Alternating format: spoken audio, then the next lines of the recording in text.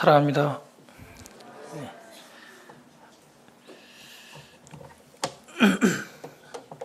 그동안 선교지를 쭉 다녀오고 나서 간증을 좀 안 했는데 이번에 하라고 그래가지고 올라왔습니다. 사실 이제 간증을 한다는 게 개인적으로 좀 조심스럽고 또 연약하기 때문에 내가 무슨 말을 할까 이런 고민들이 사실 있는 게 사실입니다.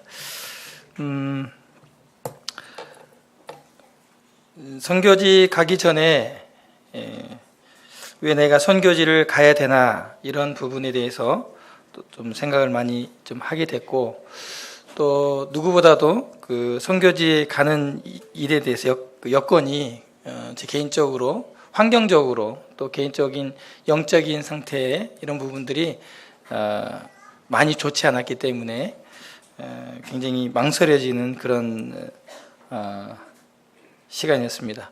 화면이 전혀 안 나온가요? 네. 지난주에 이어서 계속 했기 때문에 중복되는 사진들이 좀 있을 거라고 생각하고요. 또 말씀으로만 드리기 뭐해서 있었던 사진들을 좀 가지고 말씀을 드리는 것이 성도님들의 교제할 때 도움이 될 것 같아서 몇 가지 사진들을 좀 이렇게 준비를 했습니다.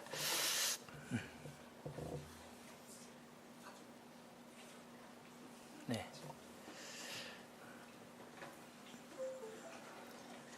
특별히 이번 어제까지 저희 캠프가 있었는데, 특별히 이제 하나님께 쓰임 받는 큰 은사와 또 성령을 따라 행해서 얻는 성숙에 대해서 많이 생각을 하게 되는 캠프였고요. 반성하고 돌아보고 또 주님 앞에 또 회개하고 더 겸손하고 온유하게 주님 앞에 생할 것을 많이 교훈받는 그런 캠프였던 것 같습니다. 저는 이번에 맡은 몽골 선교에서 맡은 일이 이제 주일날 아이들에게 복음 말씀 1시간 전하는 것과, 그리고 주일 오후에 성도들 대상으로 자녀 교육에 대해서 이렇게 강의를 맡았는데요. 그동안 선교지 다니면서 가장 적은 강의를 하지 않았나 이런 생각을 합니다. 가장 편한 그런 여정이었는데, 지금까지 다닌 선교지 중에 가장 어려운, 개인적으로 어렵고 몸도 피곤하고 그때 그곳에서 걸린 감기가 지금까지 다 낫지 않은 아주 오래 가는 그런 어려운 단기 선교 기간이었습니다.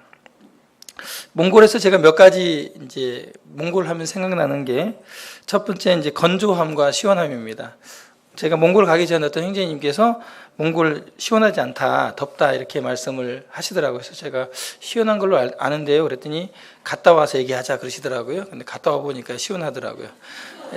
그분한테 이제 얘기를 해야 될 것 같습니다. 다음 주에 만나는데, 굉장히 그 형제님은 굉장히 더운 때 가신 모양이에요. 8월달에 가시는데 더우셨대요. 그래서 사람 따라서 기후도 변화가 있는가 보다 이런 생각이 좀 들었고요. 매우 건조해서 저희 일행들이 거의 코딱지를 파는, 밥만 먹고 계속 코딱지를 후비고 코밑이 다 흘러가지고, 그래서 굉장히 건조해서 빨래를 제가 매일 했는데 굉장히 뽀송뽀송한, 간만에 굉장히 상쾌한 옷을 입었던 기억이 납니다. 그리고 두 번째로 이제 고기하고 나무가 없는 산인데 대부분 나무가 없었고요.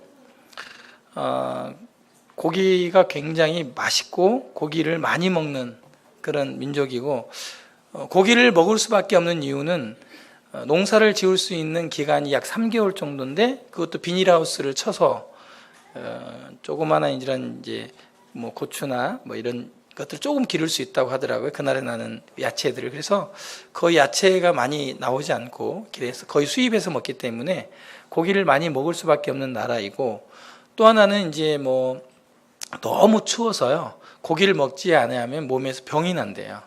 열량이 부족해서 몸이 너무 아프고, 그렇기 때문에 고기를 많이 먹는다고 현지인에게 얘기를 들었어요. 그래서 저희들도 더욱 춥고 그러면 고기 먹잖아요. 그래서 그런 육류를 섭취할 수밖에 없는 나라다 이런 생각을 했고, 일본이 이제 여기 몽골을 점령하기 위해서 쳐들어왔을 때 몽골까지 왔다가 너무 추워가지고 방아쇠를 당길 힘도 없어가지고 몽골 사람들이 와서 다 때려가지고 끌고 가가지고 일시키고 막 그랬다는 얘기를 들었어요. 그 정도로 이제 춥고요.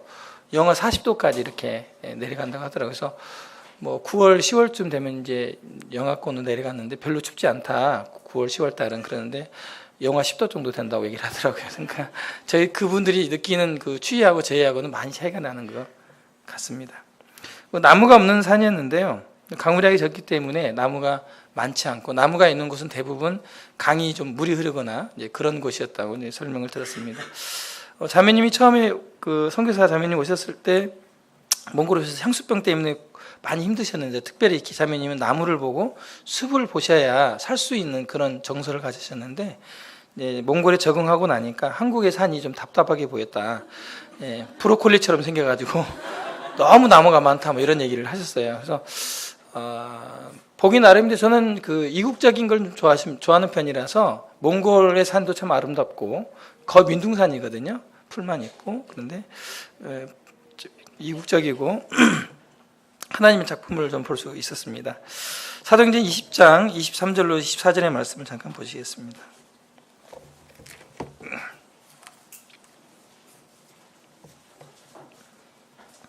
자, 읽도록 하겠습니다.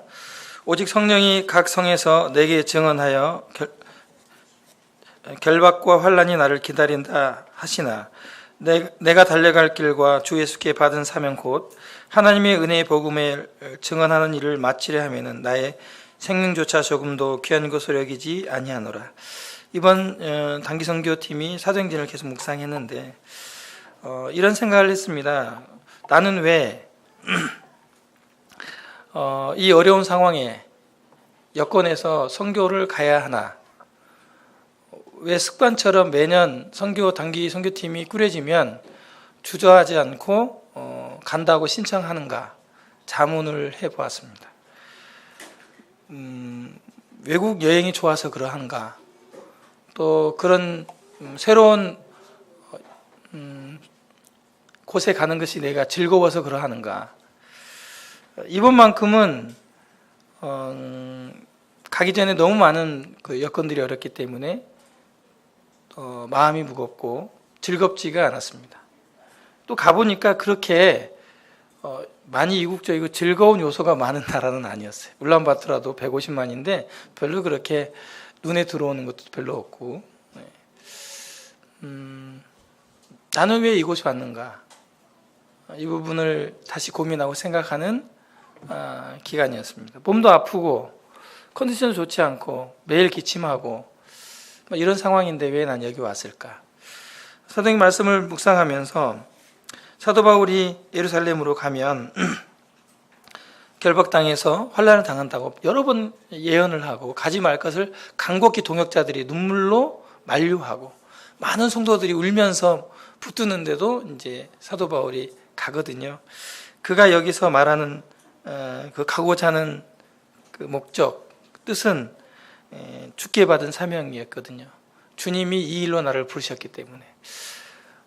제가 첫 번째 이스라엘을 갔을 때 송영일 형제님과 룸메이트 했는데 형제님이 그 갈릴리 호수에 숙소에서 잠을 같이 잤는데 아침 새벽에 이렇게 밖에 나가서 이슬을 잔뜩 신발에 붙이고 들어오고 그래요. 그래서 뭐하러 나갔는가 이렇게 물어봤는데 갈릴리 바다를 이렇게 거니면서 혹시 주님이 무슨 말씀 하시나 들어보려고 나갔다는 얘기를 들었어요.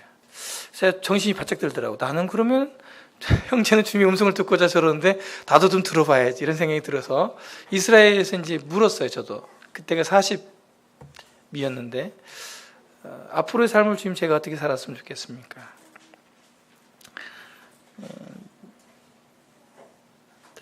주님이 제게 몇 가지 말씀하신 것 중에 이제 선교에 대한 말씀하셨는데 특별히 이제 보내는 선교에 대한 비전을 주셨어요. 제가 사업을 허락하셨기 때문에 지금까지 그 부분에 대해서 놓친 적이 없고 할 수 있으면 그 일에 힘쓰고 싶다 이런 마음이 있는데 잘 되지 않는 건 사실입니다. 또 부족한 것도 사실이고 그래서 단기 선교팀이 갈 때마다 어떤 모양이든지 직접 가든지 후원하든지 어떤 모양이든지 이 일을 하는 선교를 하는 것이 저의 주님 사명이다라는 마음을 가지고 굉장히 미흡하고 별로 하는 일이 없지만 함께함으로 그게 도움이 되고 그게 선교의 일에 동역이 된다면 함께 하는 것이 맞다라고 생각하고, 내년이든 내후년이든 주님이 기회를 주시는 대로 이 일에 또 하기로 원하고, 주님이 이번에도 다녀오면서 그 일한 부분의 말씀으로 확증시켜 주시고, 어떤 일의 사역의 크기와 또 열매를 상관없이 주님이 이 일에 대해서 충성할 것을 개인적으로 말씀을 해 주셨습니다. 사도행전 21장 바로 옆장입니다. 13절 말씀을 제가 읽겠습니다. 바울이 대답하되 여러분이 어찌하여 울어 내 마음을 상하게 하느냐. 나는 주 예수 이름을 위하여 결박당할 뿐 아니라 예루살렘에서 죽을 것도 각오하였노라 하니. 이번에 이제 큐티를 하면서 저나 우리 성도님들이 사실은 살아가는 삶의 목적이 주 예수님을 위해서, 주 예수님의 이름을 위해서 살아가거든요. 저도 그렇고. 근데 주 예수님의 이름을 위해서 살아가는 게 뭐지? 라는 질문을 듣게 됐습니다. 주 예수님의 이름을 살아가는데 내가 주 예수님의 이름을 위해서 살아간다는 게 뭘까? 매주 일요일 나가서 예배 드리는 걸까? 좀 굉장히 거대하게 좀 생각을 했는데, 이 말씀을 이제 보면서 이 사도 바울이 예루살렘에 가고자 하는 목적이 마게도냐 지역에 있는 교회가 준 연보, 특히 예루살렘이 핍박 가운데 굉장히 가난하고 지금 관랑 가운데 있어서 성도들이 연보를 모아서 그 연보를 갖다 주라고 전달하는 과정에 그 연보를 예루살렘 교회에 전달하기 위해서 사도 바울이 가거든요. 근데 그 연보를 전달하기 가면 잡혀서 이제 환난을 당하는데, 우리 연보를 보내는 것이 사실 적은 일처럼 느껴지거든요. 그거 꼭 갖다 줘야 되나? 다른 인편으로 보내면 안 되나? 막 이런 수 있는데, 사도 바울은 실제적으로 성도들이 쓸 것, 예루살렘 교회가 지금 굶고 환난 가운데 지하교회로 내려가고 많은 핍박을 받는 가운데 그들이 굶주리고 이럴 때 그들이 먹고 쓸 양식, 그들이 공개할 것들을 이 연보를 가지고 가는 일을 예수 그리스도의 주님의 이름을 위한 일이라고 기록된 것을 보면서 선교나 이런 일들을 할 때 굉장히 거창하고 대단한 일들을 생각할 수 있는데, 하나님의 교회의 성도들을 쓸 것을 공급하고 또 슬퍼하는 성도들 옆에서 같이 울어주고 기뻐하는 성도들 옆에서 같이 기뻐해 주는 것, 이게 주 예수님의 이름을 위하는 일이다. 또 그 일로 인해서 고난을 받는 일, 성도들을 위해서 하는 일로 인해서 내가 고난을 받는 일, 이런 것을 각오하고 하는 일들이 주 예수님의 일을 위한 일이다, 이런 생각을 하면서 주님이 이런 말씀들을 작은 일에 충성할 것을 이렇게 말씀해 주셨습니다. 이번에 특별히 캠프 기간 동안에 겸손과 온유에 대한 말씀을 하실 때 굉장히 찔림이 있고, 사역과 많은 사역과 그다음에 성숙의 차이점에 대해서 말씀하실 때 성령을 따라 행하지 않으면 성숙할 수 없구나, 이런 생각을 했는데, 주님이 제게 사명으로 주셨던 이 선교의 비전에 대해서 실질적으로 어떤 일들을 해야 될 것인지, 작은 일에 충성할 것을 이렇게 개인적으로 말씀해 주셨습니다. 사실 이번에 멤버들이 4분의 3이 20대 중반 이하입니다. 그리고 20대 중반 이상이 겨우 이제 4명 정도 됩니다. 영정적 제가 40대이고 나머지 이제 20대 후반이었는데, 사실 많은 일과 또 수준 높은 일, 또 풍성한 일을 하기에는 나이가 참 젊고 어립니다. 사회적인 경험이 적고, 그럼에도 불구하고 하나님은 그런 자들을 부르셔서 또 그들의 목적이 어쨌든 간에 이 단기 선교에 자원하는 심령을 주님이 받으심으로 여건을 허락하시고 부르셔서 보내셨거든요. 저희들이 몽골에 간 것이 아무런 제한이 없이 간 것 같지만 그렇지 않습니다. 저희보다 앞서서 가려고 했던 팀이 해남 학동인데 못 갔죠. 비자를 받지 못해가지고 깜빡해가지고 모든 계획을 세워놓고도 못 갔습니다. 주님이 저희들이 순적히 다녀온 것은 분명히 하나님이 우리가 느끼지 못하지만, 다 알 수 없지만 치밀한 계획과 또 인도하심으로, 역사하심으로 다녀왔다라고 확신을 합니다. 사진 보셨을 거예요. 첫날 저희들이 11시에 도착해서 미팅을 가졌습니다. 가운데 계신 분이 박수영 선교사님이시고, 미팅을 하고 이제 6시에 이제 큐티를 하는데, 저희들이 늦으면 7시, 빠르면 6시에 매일 1시간 동안 큐티하고 서로 나누는 시간을 가졌습니다. 그러려면 5시 반, 뭐 이렇게 일어나야 되고, 굉장히 그 고된, 그래 이제 저녁에 들어가면 10시, 11시까지, 또 혹은 12시 넘어서 잠을 자는, 매일 그렇게 저희들이 시간을 보냈습니다. 그 첫날 저희들이 이제 여행을 했는데요. 이 버스를 가지고 했는데요. 이 버스나 조그마한 버스나 가격이 똑같다고 선교사님이 큰 버스를 빌리셨어요. 그래서 편안하게 저희들이 첫날 여행을 다녔습니다. 여기 이 가게에서 이제 현지 핸드폰 개통할 수 있는 칩을 사서 개통을 했고요. 이게 이제 칭기스칸 그 동상인데요. 말을 타고 있는 동상으로서는 세계에서 가장 큰 동상이라고 해서 저희들이 좀 가서 봤습니다. 거기서 이제 우리 경환 형제가 독수리 사진을 찍었는데 가장 잘 나왔어요. 네, 아주 리얼하죠. 네, 그래서 제가 한 컷 보여드립니다.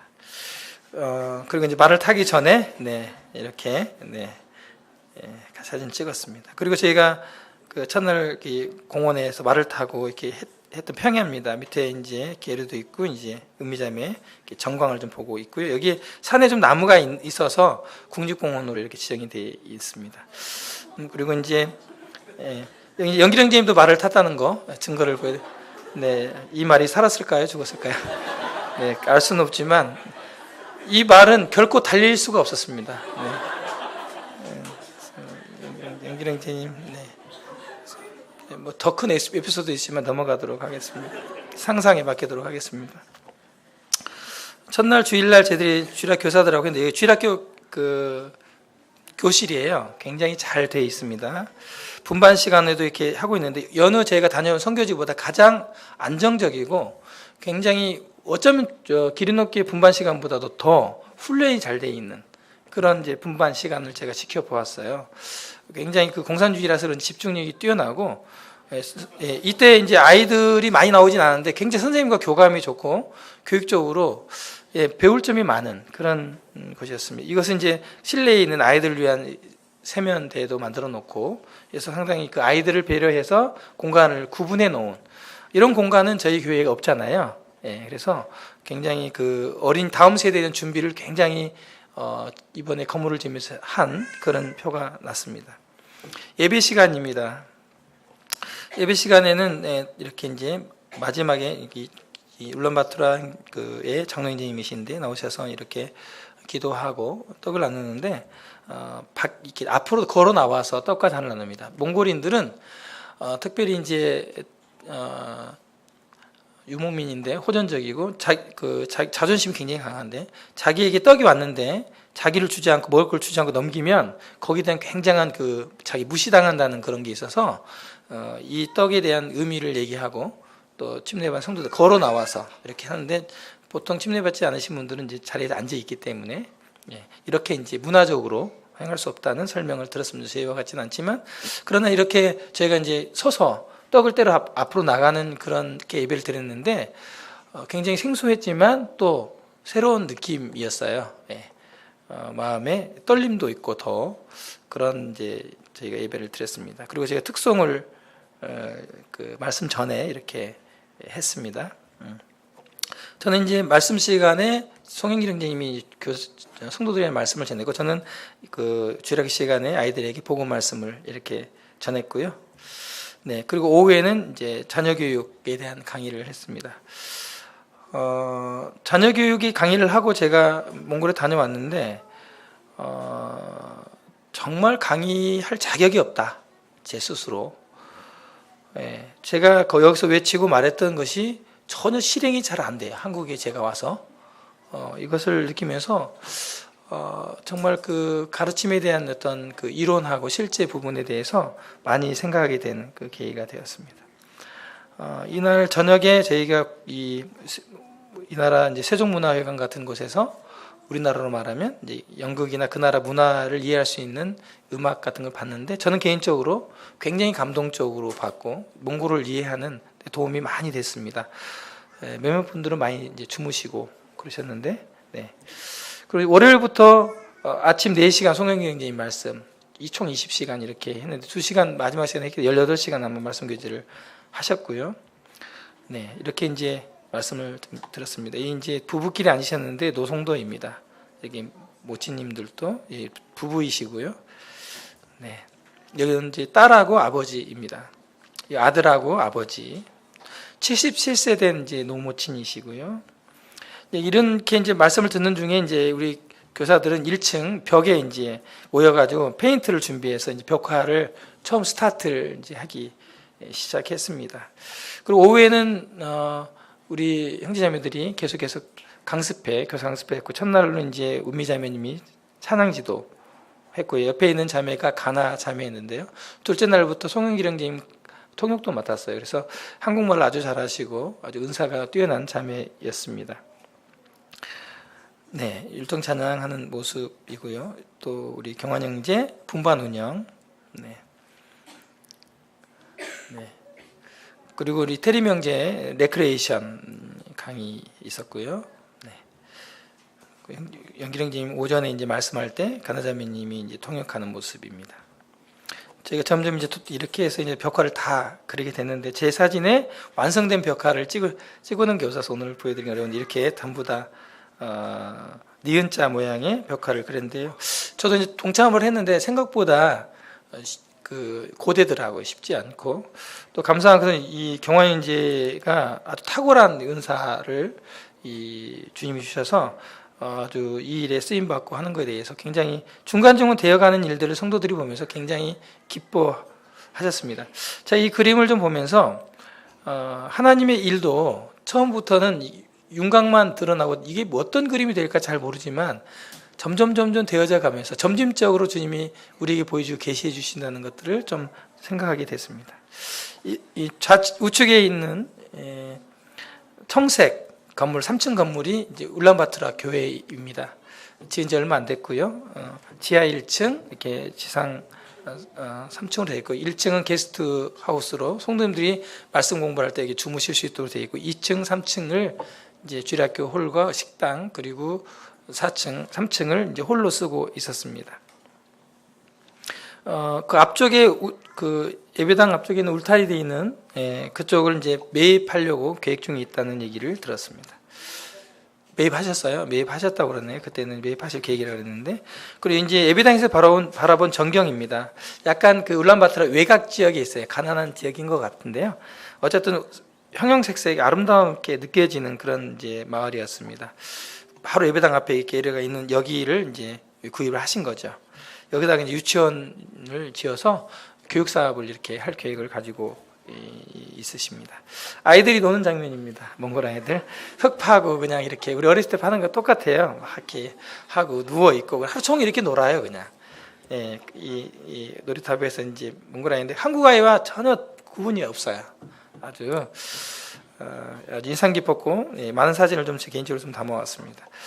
우리 형경자매 강의였고요. 네, 같이 풍선하는 것. 그다음에 아주 그 몽골 성도님들은 머리가 좋으신 것 같아요.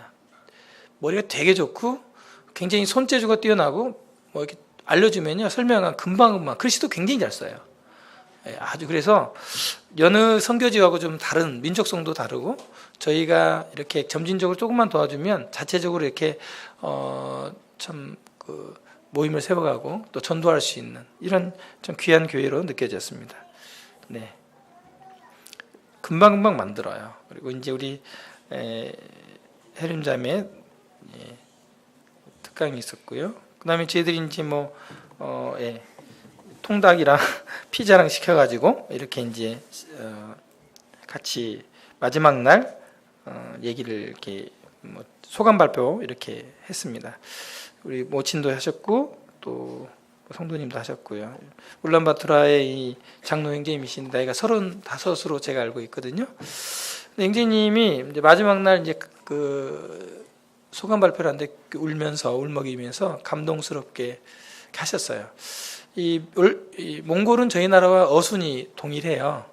말의 어순이 동일하기 때문에 저희들의 정서하고도 굉장히 비슷하고, 그래서 송일 형제님이 나누신 교제에 대해서 깊이 성도님들이 깨달음이 있으시더라고요.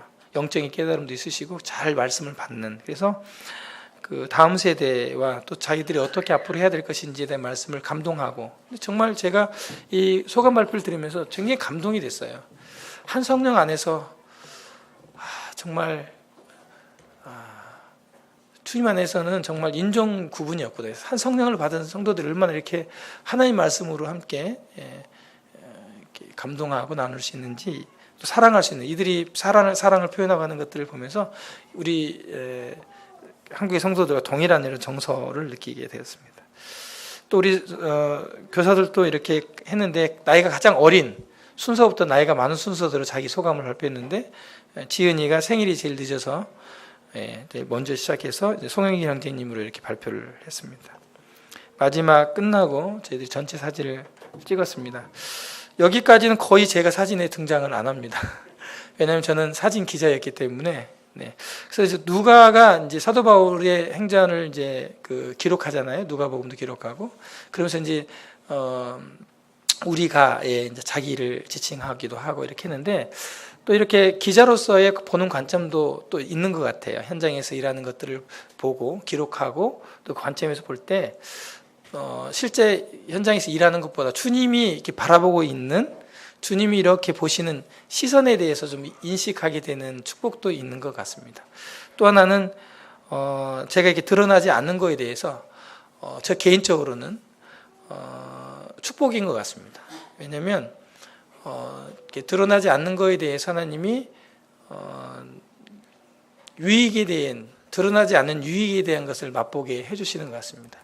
아무래도 드러나지 않으면 별로 이렇게 알려지지 않고, 또 이 일에 대해서 이렇게 성도들이 쉽게 칭찬하시거나 이런 것들이 없기 때문에 굳이 그렇게 교만한 마음을 품지 않게 되는 그런 유익도 있는 것 같습니다.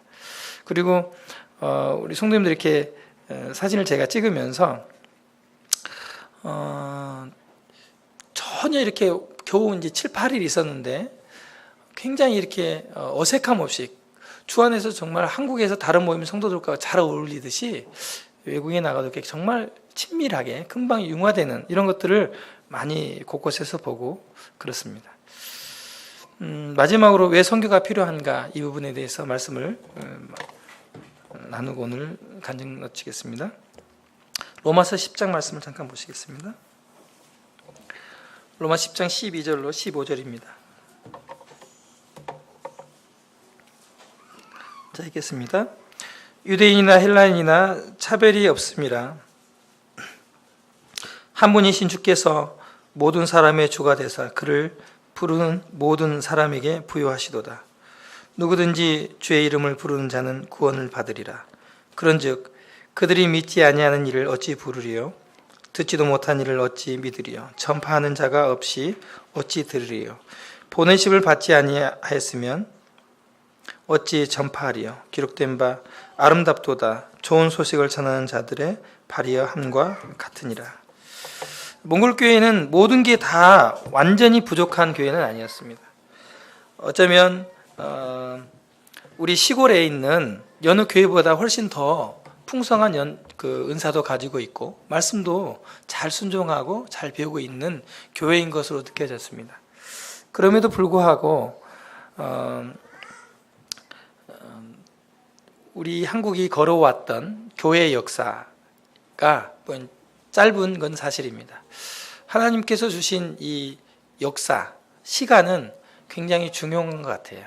한국에서는 구닥다리로 여겨지고 또 당연시 여겨지고 또 자주 행하거나 지금 많이 사용하지 않는 것도 그곳에서는 새롭고 또 배워야 될, 거쳐야 될 과정인 것 같아요.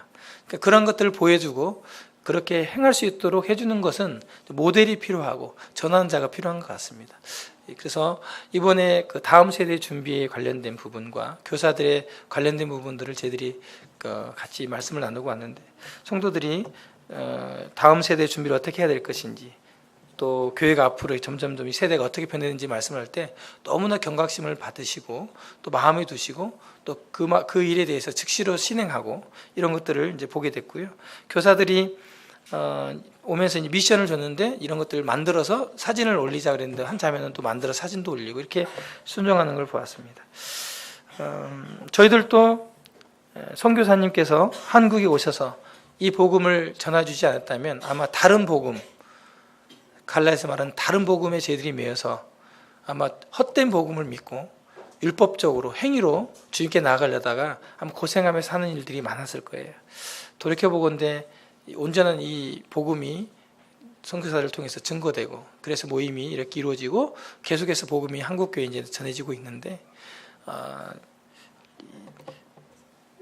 선교지에서 특히 선교사님께서 동역해 주시고 필요한 것들을 요청할 때 언제든지 우리가 가서 전해야 되겠다 이런 생각을 하게 됐고요. 저희들이 전해주지 아니하면 전파하는 자가 없이 그들이 결코 주님의 이름을 부를 수 없다라는 생각을 말씀으로 갖게 됐습니다. 이 일에 기린노교회가 기린노교회만의 선교팀을 구성해서 가는데 참 전국 지역교회에서 보기 드문 이와 같은 일이고 우리가 이렇게 별도의 선교팀을 파송하고 다녀왔기 때문에 대단한 교회다라는 스스로의 자부심보다 하나님께서 기린노교회를 향해서 어떠한 계획을 갖고 계시고 어떠한 일에 주님이 부르시고 어떻게 쓰시고자 하시는지를 이 일을 통해서 한번 생각해 보면 좋겠다는 생각을 갖게 되었고요. 이 일에 주님이 저희들을 쓰고 계시고 이 일에 저희들을 부르고 계신다는 부분들을 좀 생각하게 됐습니다. 저는 이번에 선교를 다녀오면서 왜 선교가 필요한가 말씀에서 보는 것 같이 전하지 않으면 그들이 들을 수 없다. 또 듣지 못하면 믿을 수 없다라는 말씀도 그렇지만 이게 이제 아버지 아들인데 이 아이를 좀 보게 됐어요. 왜 선교가 필요할까? 제가 보니까 나이가 드셔서 예수님 믿은 아버지 1세대 보다 그 다음 세대가 더 많이 더 희망적으로 몽골 지역에 있는 것을 보게 됐습니다. 기대 제목은요, 내년에 어린이 캠프를 요청을 받았습니다. 제가 왜 여기를 갔을까 생각을 해봤는데 거기 가니까 이제 어린이 캠프가 내년에 계획을 됐는데 올 팀이 불확실하다라는 얘기를 들었습니다. 제가 지금까지 주님 선교 오면서 많은 곳에서 와달라고 했을 때 좀 못 갑니다. 이렇게 고사하고 사실 뭐 그 일을 할 수 없기 때문에 못 간 경우 있었지만 아이들에게 복음을 전해주세요. 아이들을 위해서 와주세요 하면 제가 단 한 번도 거절한 적이 없었습니다. 이유는 양심적으로 신앙 양심적으로 하나님이 저를 부족하든 부족하지 않든 어린이 사역자로 부르셨는데 이 아이들 영혼에 대한 일로 주님이 요청을 했을 때 제가 너무 크게 직무유기를 하는 것 같고 너무 양심적으로 힘들어서 이 일에 제가 순정해 온 것 같습니다. 내년에 7월 30일부터 8월 7일까지 오늘 이제 통화를 했는데 좀 더 일찍 일정을 좀 당겼는데 이 사이에 어린이 캠프를 하는데 150명 정도 이상을 합니다. 아이들은 다음 세대를 위한 귀한 복음 말씀이 전해지고 또 캠프를 하게 되는데 이 일을 위해서 기도해 주시고 저는 제 개인적으로 이번 선교를 가면서 하나님께서 이 사명, 이 단기간으로 이 일에 대해 주님이 듣게 하시려고 또 현장을 보게 하시려고 보내신 거 아닌가 이런 생각을 해봤습니다. 선교지를 제가 지금까지 47년 살면서 몽골에 대한 지식 공부를 하고 그동안 들었던 얘기들 총집합해서 몽골을 생각하고 몽골을 갔거든요. 몽골은 이런 곳이다라고 생각하고 갔는데 아마 제가 실제 몽골은 이런 곳이다라고 이렇게 몽골에 가보니까 제가 알고 있는 지식은 5%도 안 되는 것 같아요. 네, 가서 보는 것이 실제적으로 그래서 다 내년에 뭐 캠프를 하는 데 있어서 실제 보고 온 자연환경이나 여건들을 보고 좀 더 실제적으로 준비할 수 있고 또 조언할 수 있는 기회가 됐다고 생각합니다.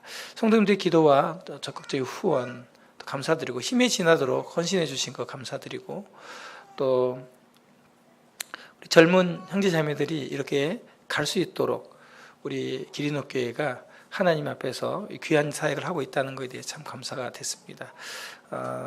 지극히 작고 지극히 연약한 형제가 이번에도 함께 이렇게 동역하고 동행하면서 주님의 은혜를 맛보고 이렇게 된 것을 감사를 드립니다. 짧게 이렇게 간증과 더불어서 선교복을 마치겠습니다. 감사합니다.